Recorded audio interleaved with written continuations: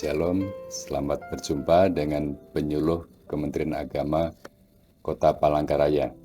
Dalam kesempatan hari ini saya ingin membagikan firman Tuhan dari Filipi pasal yang ketiga, ayat yang ke-13 dan 14. Demikian firman Tuhan. Tetapi ini yang kulakukan, aku melupakan apa yang telah di belakangku dan mengarahkan diri kepada apa yang di hadapanku, dan berlari-lari kepada tujuan untuk memperoleh hadiah, yaitu panggilan surgawi dari Allah dalam Kristus Yesus. Hidup ini seperti berkendara. Kita bawa motor atau mobil. Yang pertama-tama kita perlu keterampilan.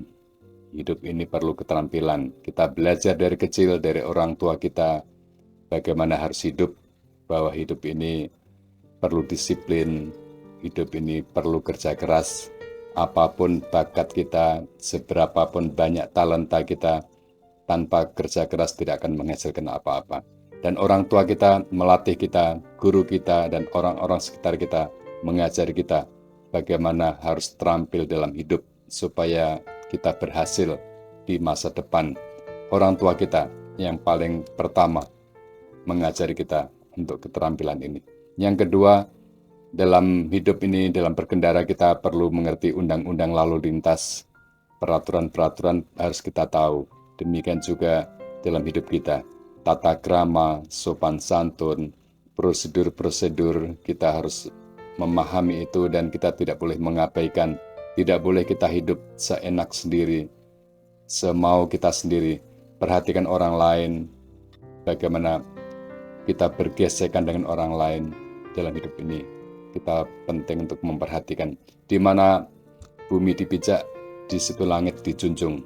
Kalau kita tinggal di satu daerah dengan budaya yang berbeda, bukan tempat kita perlu memperhatikan adat istiadat, tata krama budaya di mana kita tinggal.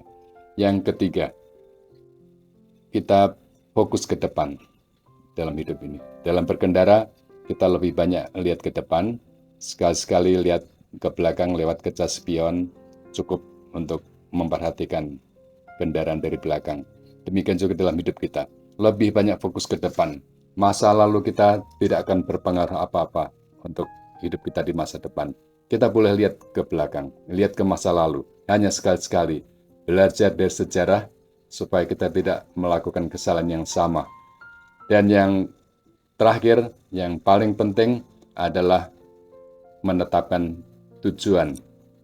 Kita arah kemana, supaya tenaga kita, waktu kita tidak kita habiskan tanpa tujuan. Hidup harus ada tujuan dan fokus untuk mencapainya. Dalam perjalanan ini kita mengarah kemana, dan selama dalam perjalanan kita boleh saja menikmati suasana pemandangan di sekitar kita. Kalau ada pantai, ada gunung yang indah, kita bisa berhenti sebentar, kita berfoto, kita menikmati perjalanan. Kalau ada warung kopi di pinggir jalan, kita boleh berhenti untuk ngopi di sana. Demikian juga dalam perjalanan hidup kita, kita boleh menikmati apa yang seharusnya dinikmati. Tidak harus fokus kerja, sekolah, tanpa menikmati masa muda, tanpa menikmati hidup berbudaya di sekitar kita. Boleh kita berolahraga, rekreasi, nongkrong di kafe, latihan musik, dengar musik, nonton film, dan macam-macam. Mari kita menikmati hidup ini sambil kita mengarahkan perhatian kita ke masa depan. Dan semua yang kita nikmati tidak boleh mengalihkan perhatian kita, apalagi sampai menghentikan langkah kita untuk masa depan. Anak-anak yang muda boleh berpacaran, tapi perhatikan jangan sampai hal itu akan menghambat keinginanmu untuk ke masa depan. Jangan sampai kemudian perhatian kita, tenaga kita habis untuk hal-hal yang tidak penting. Fokus ke depan, tetapkan tujuan, dan perhatikan sudah sejauh mana kita mencapai tujuan, masih berapa lama tenaga kita perhatikan, dan yang paling penting adalah mencapai tujuan hidup kita. Dalam Filipi pasal 3 ayat ke-14 dikatakan, ada panggilan surgawi dari Allah dalam Kristus Yesus. Orang Kristen dipanggil untuk mengikut Kristus, menjadi murid Kristus. Ini panggilan surgawi. Apa itu menjadi murid Kristus? Tuhan Yesus katakan, barang siapa tidak menyangkal dirinya dan mengikut aku, dia tidak layak bagiku. Barang siapa tidak memikul salibnya, dia tidak akan menjadi muridku. Menyangkal diri, pikul salib, itulah panggilan Tuhan untuk kita di dalam Kristus Yesus. Apa itu menyangkal diri? Sewaktu-waktu kita marah dengan orang lain, mungkin kita marah dengan pasangan kita marah dengan orang tua kita, marah dengan anak kita, marah dengan teman kita, lalu kita ingin membalas, kita ingin melakukan sesuatu yang buruk, lalu kita menahan diri dengan sekuat tenaga, itulah bentuk penyangkalan diri. Ketika saya sedang membuka YouTube, membuka internet, lalu ada gambar porno, ada film porno, lalu saya sangat ingin sekali lihat, sangat-sangat ingin sekali. Tapi saya ingat Tuhan sebagai ibadah kepada Tuhan. Saya menyangkal diri, saya menahan diri sekuat tenaga.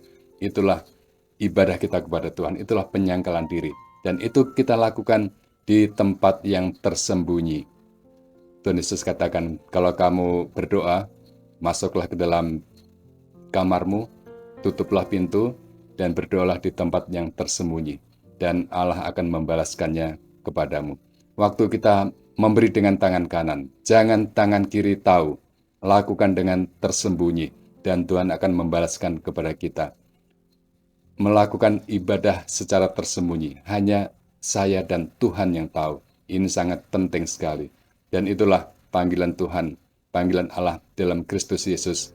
Menyangkal diri, sehingga orang lain akan tahu perbuatan kita yang baik, dan memuliakan Bapamu yang di surga. Yang terakhir, saya ingin mengingatkan kita kepada firman Tuhan di Roma pasal 12 ayat yang pertama. Persembahkanlah tubuhmu sebagai persembahan yang hidup, yang kudus, dan yang berkenan kepada Allah. Itulah ibadahmu yang sejati. Mempersembahkan tubuh dengan semua hawa nafsunya, dengan semua keinginannya, melalui penyangkalan diri, sesuatu yang sangat berat sekali. Tapi mari kita lakukan sebagai bentuk ibadah kita kepada Tuhan, sebagai wujud penyembahan kita kepada Tuhan. Kita lakukan secara tersembunyi, hanya saya dan Tuhan yang tahu, dan Tuhan akan berkenan atas apa yang kita lakukan. Tuhan Yesus memberkati. Persembahkanlah tubuhmu sebagai persembahan yang hidup, yang kudus, yang berkenan kepada Allah. Itulah ibadahmu yang sejati. Amin. Tuhan Yesus memberkati.